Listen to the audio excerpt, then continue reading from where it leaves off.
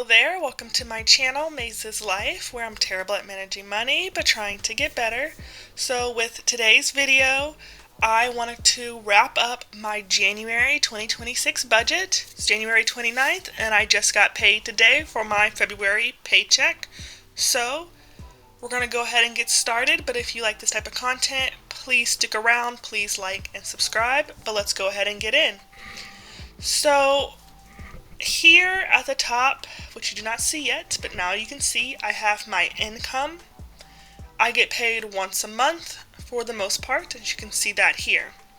But now we're going to move on into my expenses, just to wrap up this final last few days of week 5 of January.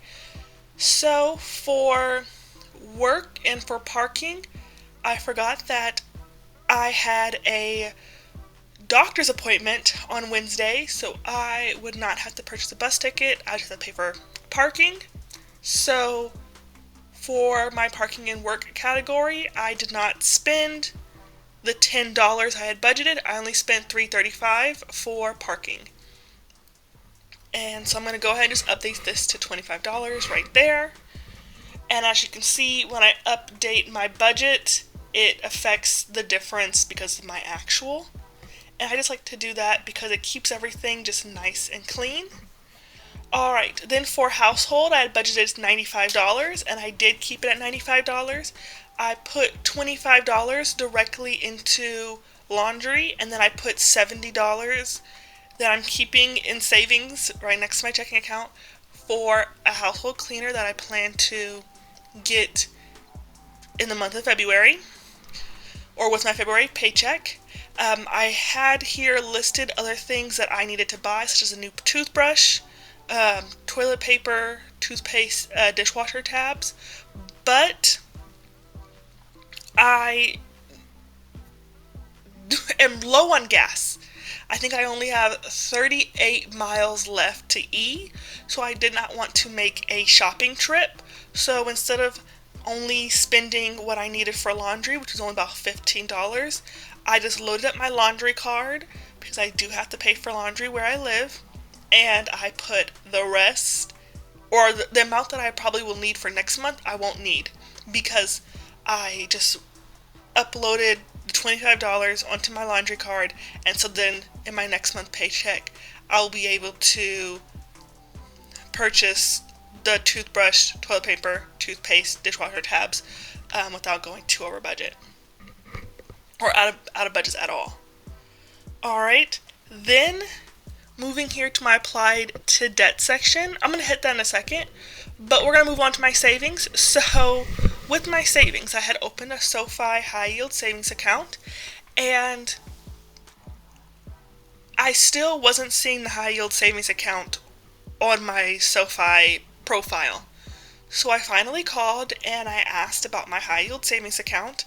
And the person that I was talking to was clearly reading a script, so they did not just directly answer my question, and instead, because they were reading a script, they ended up telling me things that made me want to close my SoFi account, and then that's actually what I ended up doing. So I transferred $50 into my SoFi because I did not see the high yield savings account.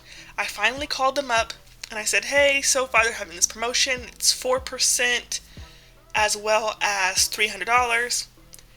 And he goes, well, actually, the $300, and my question was, why don't I see the high yield savings account? And instead of telling me where or how to get this high yield savings account, he went on a little spiel that you could tell he had to read off a script, explaining to me how the high yield savings account worked.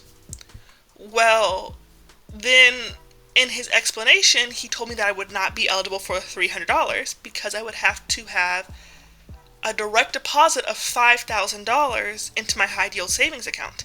And my direct deposit is only about $4,800. So I would be $200 short of the $300 reward threshold, and that would aggravate me so much because it aggravated me so much on that phone call. It was also hard to hear him because he was in a really loud place and he had a heavy accent.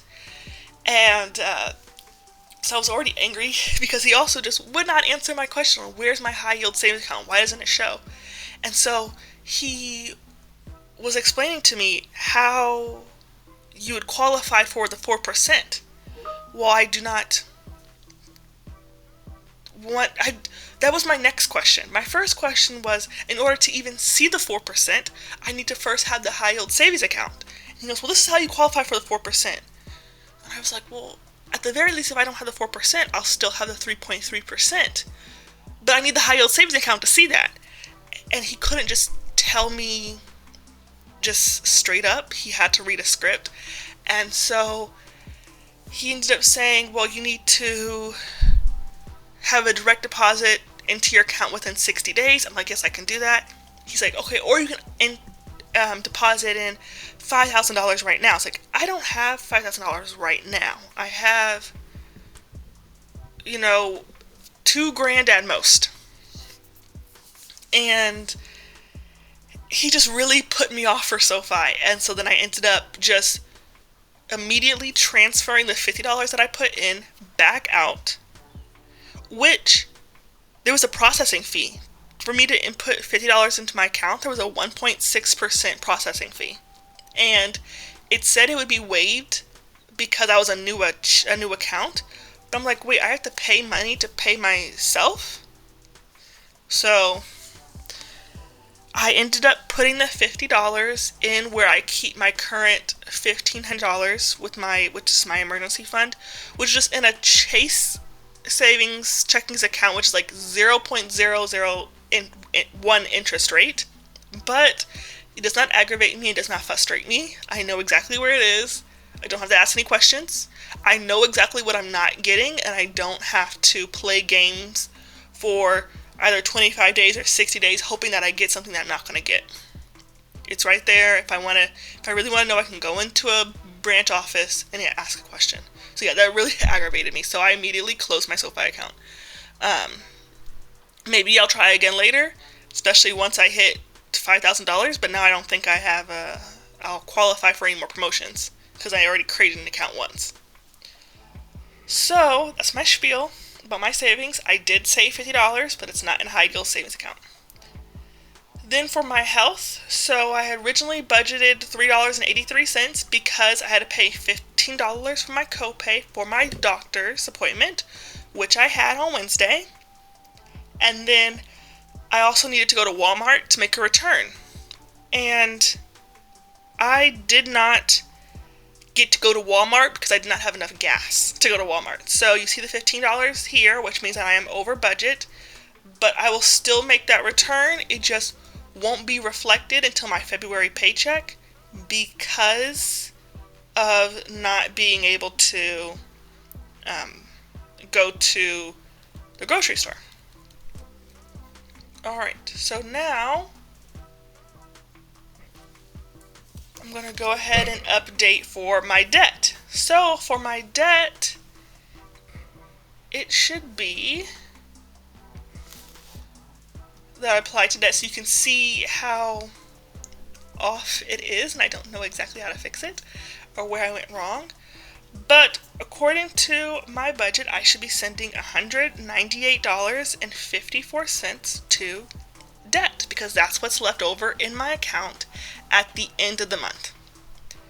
However, I am actually sending $203.11. So I am not sure where I went wrong. It means I have more money than what I originally thought. Maybe that's because of this amount here. No, I should only have 198 because this is the amount here with the actual.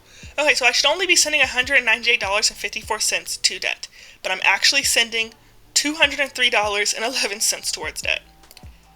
I don't know how I end up with that extra roughly $5, but I'd rather it be more than be less, and I will just need to know that moving forward that I have some discrepancy here and there. Alright, so I'm going to go ahead and make that black because I already transferred that money into my credit card, so you will see that on my debt confessions update. Now I am completely done with my January budget.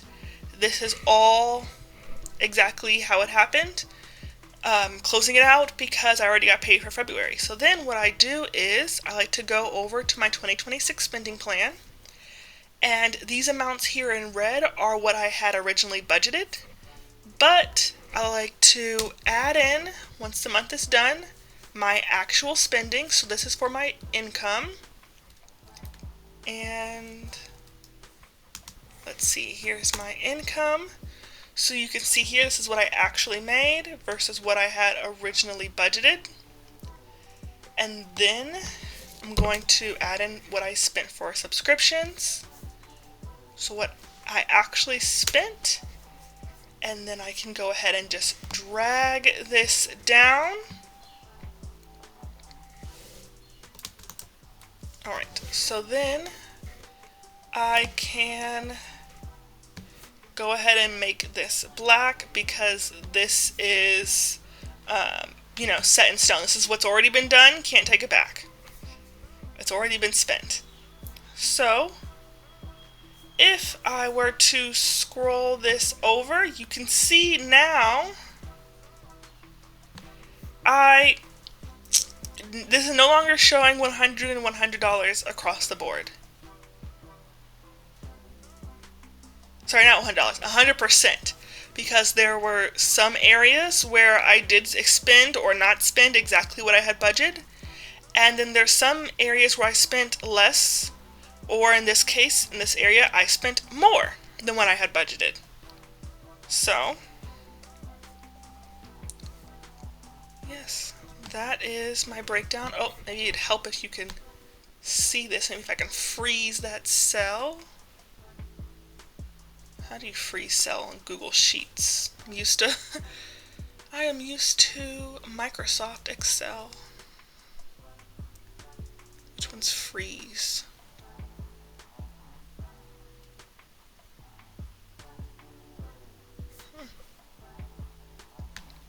Oh, there we go, freeze. This is a column, right? Goodness gracious, freeze. Yeah, this is, well, let's freeze 2 columns so that way you can see my January. Alright, there we go. Much better. So you can see right there how exactly the amounts that I spent in January in these categories, how they affected my yearly goal and the percentage of that yearly goal. Here is the totals from the entire 12-month period, including what I budgeted. So things like in my church and tithe category, I did not budget to spend any money whatsoever in that category for all of 2026, but I did spend money. So that's why it's now giving me an error. With my monthly budgets, I like to update the amounts weekly, but with this yearly spending plan, I'm going to only update the amounts quarterly. So even though there are some categories where I'm far over, and I already know that I'm going to continue to be far over as the year goes on, I am not going to adjust at all. So, yep, as you can see, that is everything. And then from here, this is where I will then create my February 2026 budget, but I don't want this video to be too long and drawn out, so I will make that the next video. But other than that, thank you for watching. This is my January 2026 budget. Thank you for following along to the end of the video. If you would like to join me on this financial journey, please hit subscribe, click the like, and leave a comment down below. But other than that, my next video will be out tomorrow. And if you have any advice for me, or if you have any ideas where this extra $6 came from, please leave it down below. But other than that, thank you, and until then, thanks for watching. I'll see you next video.